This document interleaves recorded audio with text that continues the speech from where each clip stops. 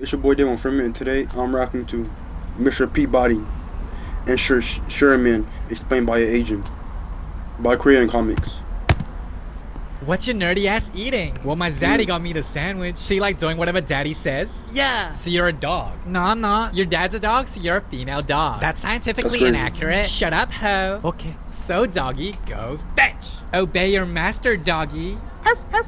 The movie bouquet. With a Family Guy wannabe-ass talking dog who's extremely smart, so he's basically if Stewie and Brian had a baby together and made the dog put on some glasses. And when I say this dog is a nerd, he is a total nerd. Because even at the adoption center when other dogs are autistic and biting themselves get picked, this dog doesn't. Really, bro? You gonna read a book about Plato the Republic? Like, are you trying to get adopted or are you trying to be performative?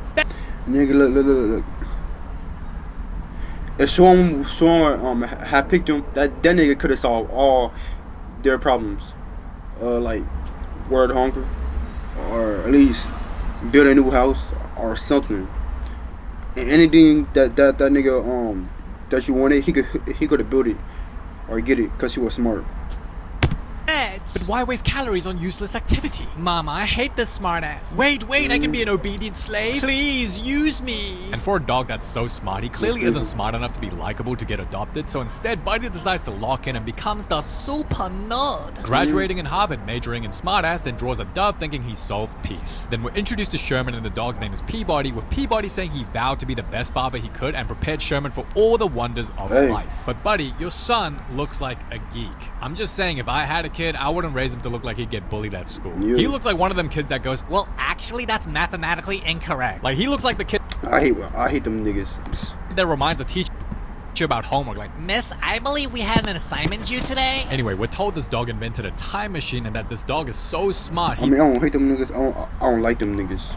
decides to think it's a good idea to send a kid to one of the most dangerous events in human history known as the French Revolution. I love getting fat. So basically, the French Revolution is the poor being fed up Fat with the girl. rich and revolting against them. So you get the huzz? What do you think? I'm poor. And seeing the rich enjoy the good life while they starve, they decide to rebel and fight. The rich are getting fatter. No. I want to get fat. I want diabetes. My dreams to use Nigga, what? Ozempic. Wait, but money doesn't buy happiness. Boy, shut your dumb ass up.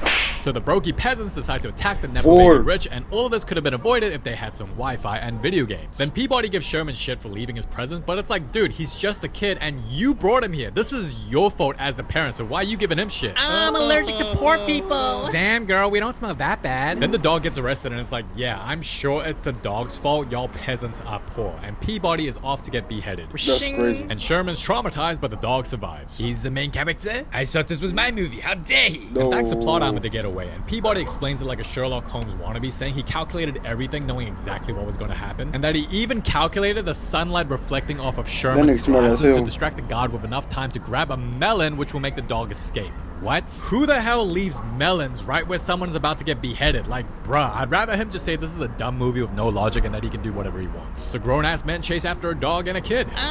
Blank. Boy, I don't like this water. That's not water, that's peasant shit. Man, I won't be surprised if Sherman gets extremely sick, because God knows what was inside that sewage water Sherman Shit. drank. And not only does the dog continue to put Sherman in life-threatening situations, but he also aura farms. Dang, you got your own men laughing at you? Talk about That nigga was being cooked by a dog. loyalty. So the dog That was half the size he was. knocks him out and keeps aura farming. Haha, you missed. I never miss. Okay, that line did go hard, but it would have been a lot harder if dude didn't look like a Total nerd. And yo, look at their faces. It was at that moment that they knew They fucked they up. were never gonna see their families again and drown thanks to a dog. Because if you look closely at the scene, the gods are definitely dead. And even if you don't think that they're dead at that point, this dog purposely creates an explosion to escape, which would have killed the gods guaranteed. Whoa. What's that? I just built a budgeting app in Base 44. Guys, Nina just built an app.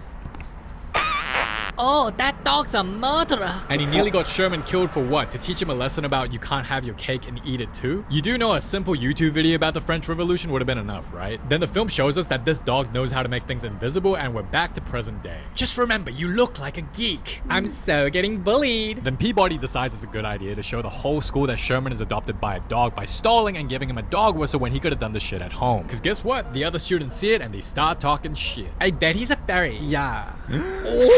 Then Sherman heads to class. Who can tell me who this wrinkly elder is. He was the world's first performative male, George Washington. Aw, look at him all happy, acting like a know-it-all nerd. Oh, but the girl's not happy. I wonder if bro's thinking, if I act like a know-it-all nerd teacher's pet, then girls in school will like me. When in reality, nobody likes a teacher's pet. And what tree did his autistic ass cut down? Oh, pick me. Penny. A cherry tree. Fake news. Actually, he didn't cut down shit. Really? And George Washington owned slaves, so I don't know why Penny's dumbass is talking about a fabricated story. Did ChatGPT tell you that? This nigga just cooked the hell out this nigga. I mean, her. Oh, your ass got roasted. Yeah. And Penny hates his ass. You know, if Mr. Peabody was so smart, he should have taught Sherman nobody likes a smart-ass teacher's pet, but instead raised Sherman to look like a target. And oh my goodness, a Stephen Hawking lunchbox as your lunchbox? Bro, you That's are crazy. a geek. And also, didn't Wheelchair Man go to the Epstein Islands? Anyway, Sherman makes some friends and they deadass start talking about hydrogen atoms. Guess we'll have to split it. I'ma just say this, if I ever have kids, I'ma make sure they're the coolest kids in school. Yeah, I'm never let. If I have kids, I'm gonna make sure it's my mission to not to make them not be like this. Cause my son will ever be hanging out with no nerds. He can't be a nerd, but he's never gonna be acting like this. Yeah, whether they dripped out to the max. Look, what I was most envious of growing up, like going to school, was like seeing other kids having their parents' second car because their parents just gave it to them and they just be like driving to school. So to me, if I ever have kids, I'm gonna make sure they drive like the coolest cars in high school. I don't care. I don't care if they come home crying, being like, Dad, they're making fun of me because I'm rich. I'm like, yeah, they can keep complaining and stay poor. Like, that's what a parent is supposed to do, to give the best for their kid. Anyway, Penny decides to bully his ass. But wait, is that the Asian? Oh, hello, Ring Ring. Konnichiwa, Shibar. What's your nerdy ass eating? Well, my zaddy got me the sandwich. So you like doing whatever daddy says? Yeah. So you're a dog. Pause. No, I'm not. Your dad's a dog, so you're a female dog. That's scientifically inaccurate. Shut up, ho. Okay, so doggy, go fetch. Eat on the floor like a good doggy. You And go the kids fetch. laugh at a sandwich on the ground, and I watch this like, what's funny about a sandwich on the ground? Like, they're pointing at it like, you see that? That's a sandwich. Ugh. Maybe it's a cheese touch. Obey your master, doggy. Arf, arf. Yo, how is there not a single teacher supervising in the cafeteria? And if that wasn't enough, she steals his dog whistle, then blows on it like, blah. Bullying's against school policy. Shut up, ho. Okay. And also, since Sherman put his lips on it as well, doesn't that mean he had an indirect kiss? Anyway, Penny keeps toying with Sherman, then puts his ass in a headlock, and hey, yo, that was actually a pretty good move. And Sherman isn't strong enough to get out of a girl's headlock, which could have Weak as easily been hell. prevented if he just did 5 push-ups a day. Bark for me. Bark for your master. Yeah, Penny's gonna grow up liking submissive femboys for sure. Then Peabody get brought to the principal. And he thinks his son will need to skip some grades because he's so smart, but is instead told that he had a fight and bit one of his classmates. Now, I'm not saying Sherman should have done that, but if you keep calling someone a dog, you shouldn't be surprised if they act like one. Then the CPS Child Protector Service shows up looking like the villain from Harry Potter. And she hates Peabody's ass and wants to take Sherman away from her. Sherman wouldn't do that for no reason. She was being a bully. Quiet. I know you lost your hairline, but you don't have to lie and lose your jaw. And speaking of hairlines, God damn, this forehead's That shit look like an egg. Huge. And you know what? I appreciate Peabody for standing up for Sherman and defending him, because Asian parents would never do that shit. Bro, whenever the teacher said anything about me to my mom that just wasn't positive, my mom would be like, oh, okay, my son bad? My son bad? Oh, okay. And just drag my ass home and then beat the living shit out of me, bro. Then later, the dog confronts Sherman and asks what happened, and he's like, she called me a dog. And Peabody's looking super shocked, but it's like, really? Your scene is so smart you can build a time machine but get shocked that a kid got made fun of because their dad's a dog? Like, you seriously didn't think that could happen? Like, I'm sure when you went to school, you got made fun of for being a dog, but you're shocked that your kid got made fun of by association? What? Guess Peabody's just book smart and not street smart. I love you, Daddy Beagle. I have a deep regard for you as well. Ew, who the hell talks like that? If I'm Hey yo, oh no what? But they got like a weird ass relationship, and hey, and this nigga don't know how to teach his son right. Sherman, I'm never saying I love you to him again. Then Peabody gets flashbacks of core memories with Sherman, like teaching his fetus ass to swim, or playing piano with Beethoven, or hanging out with Gandhi. as the movie But you can't say this nigga right here is a bad dad though. tells us the dog only adopted Sherman because he saw his fetus ass abandoned on the street. Hey, yo, how are you an infant and you already wearing glasses? Do you know how blind you gotta be to wear that shit? Oh, he blind. Then this judge goes, why should your beagle breeding ass who has no testicles be able to adopt a boy? Cause I can talk. Fair enough. And because Peabody is told Child Protective Services will monitor his behavior to see if he's fit to being a parent, the dog says, "Let me cook," and invites Penny and her family for dinner. Let him cook. Yo, Peabody is low-key Sherman's wingman, not gonna lie. Why the dog look like a nerd? No. Be nice. She's a future Karen, whatever. Hello. Where's your manager? Show her where you like to goon. Follow me. So Penny's dad is clearly a cat person that dislikes Peabody and is a workaholic, and Peabody tries teaching his kids some game. You know I get no hugs. This is useless. Don't you know that girls like nerds? Yeah, the tall, good-looking ones. I'm Chop, sir. I love your self-awareness. Just watch Mean Girls together or something. Say another word and I'll make a bruise on myself and tell my parents you did it. Oh, negative order. And I just realized Peabody lives in a nice-ass crib as he pretty much flexes his talents to try and win Penny's parents over. This a waste of time. Are you alright? Oh, It's yes. because he gave me a lot of back shots. Then Peabody thinks he's fixed Felix, going, "I can fix it," and fixes the cat lover's back pain, and dude becomes a dog person. Wait, are we just gonna pretend we didn't see dude's legs flying over like that?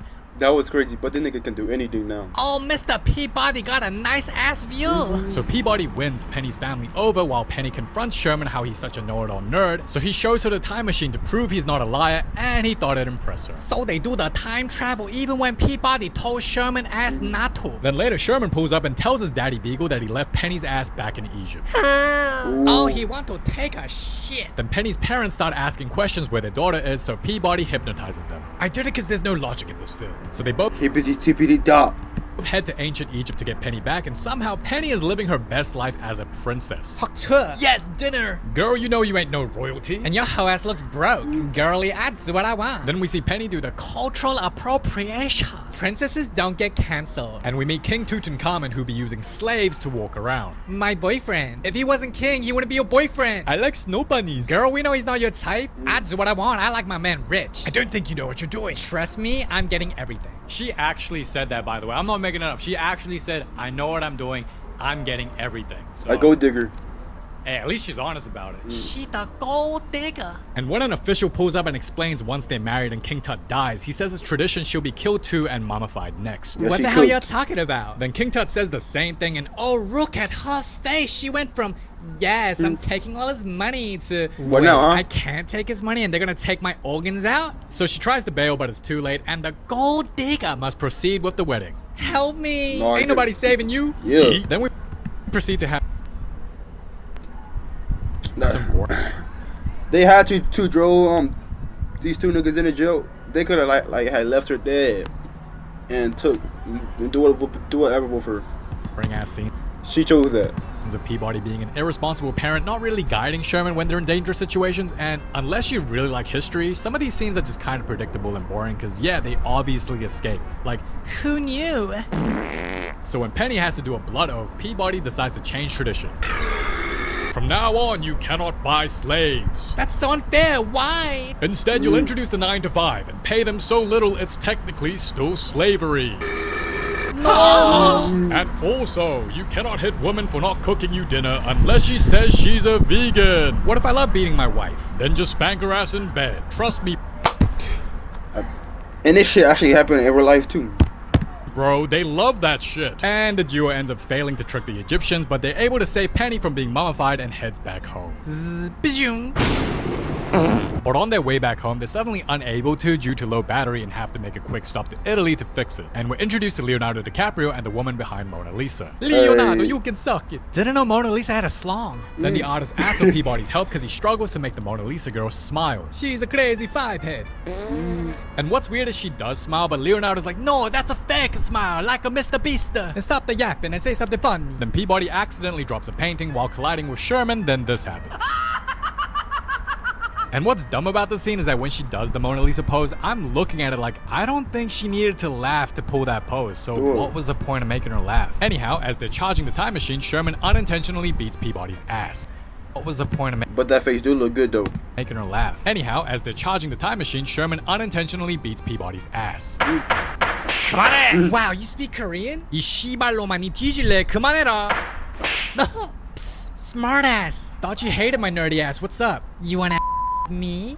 Okay. You Hey. folded under zero pressure. Then the two have some one-on-one playtime together and find Leonardo's flying machine. And Penny uses the emotional manipulation to get what she wants la. So how do you take off? Oh, you gotta pull that shit right there. Hey, yo, look at her smile, bro. Damn, she is evil. Good boy. Oh.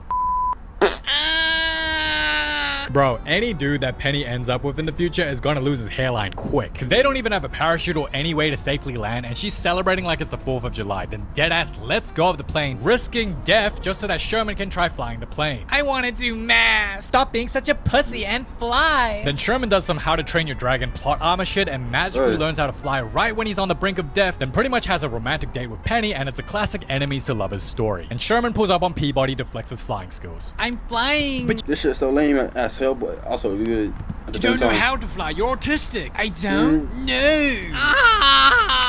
So Peabody kills Bro's confidence, but thanks to plot armor, they're able to survive. That's better than gooning. As the Asians would say, you're a failure. And with the ship recharged, they head back home. And what should have been a quiet ride home, Penny's like, Go talk to him. so Sherman does his little I'm sorry, and when Peabody lectures him, Penny butts in. You should mind your own business. You should be happy he's not a loser after all. Yeah, I'm not a loser after all. I don't know, bro. You definitely still look like it. Yeah. You gotta start looks maxing with something. I'm not even making this up. I never heard of this film until you guys recommended it in the comments. And when I first searched it up and I saw the movie poster, I just went, yeah, I ain't about to do this shit.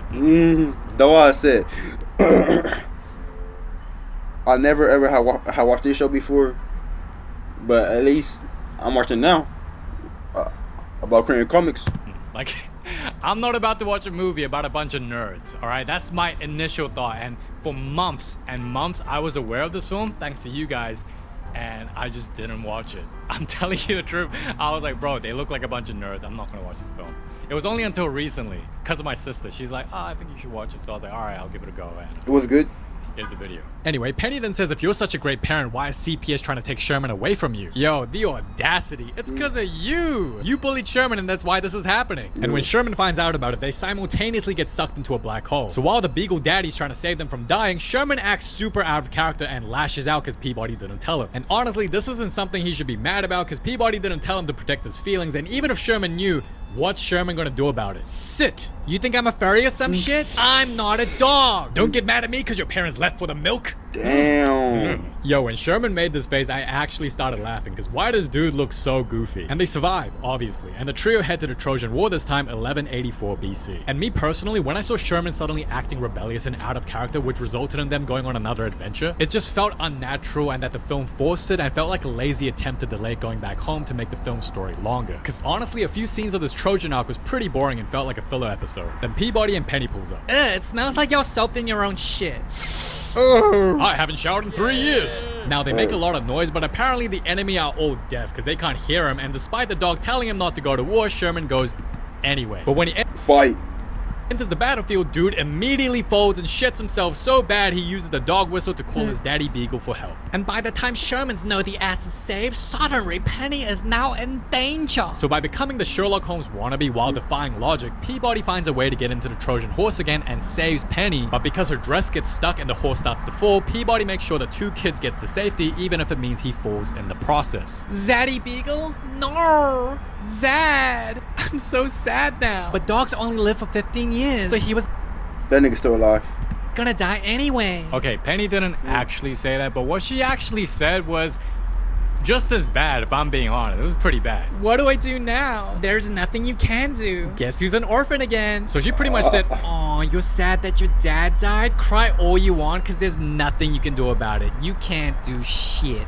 wow, such comforting words. But Sherman says screw it and goes to the past where he currently exists, which isn't allowed in order to meet Peabody for help. So as we see Peabody entertaining the parents again, this time Sherman and Penny pull up and explain to Peabody what's going on and that he's dead in the future. Then suddenly the other Sherman pops up, and Peabody says if Sherman keeps touching himself, it'll break the space-time continuum, which pretty much means a lot of bad shit's gonna go down. So when they try distracting the parents so that the other Sherman won't be seen, Harry Potter villain on steroids pulls up. And is CPS even allowed to enter another person's house like that uninvited? And when Yeah. Peabody tries hypnotizing her, it fails to work on her but works on Sherman instead. So the adults find out there's another Sherman, then the other Peabody shows up. Sherman, don't touch yourself. Sherman goons at home. My ass has seen enough. And thanks to CPS, Sherman touches himself. Touching himself so hard, dude ends up passing out. Pause. And even though it was Harry Potter villain on steroids' fault, she blames the dog and drags Sherman by force. Nigga, what? Ouch, you're hurting me. Stop. So Peabody ends up biting her like a good Boy. And now Pink Lady has an excuse to call the cops on Peabody to put him down. Now maybe it's just me, but there's no way CPS just drags another kid by force. Surely there's a step-by-step process for this. And Peabody, realizing he's absolutely cooked, just starts running away to the time machine, getting away from everyone else. But when they try to go back in time, they fail because Sherman touched himself, and because there's a split in the space-time continuum, a bunch of historical figures from the past come to the present.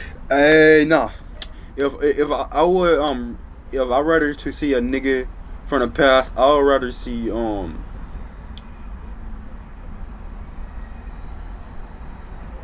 the smartest nigga in the world.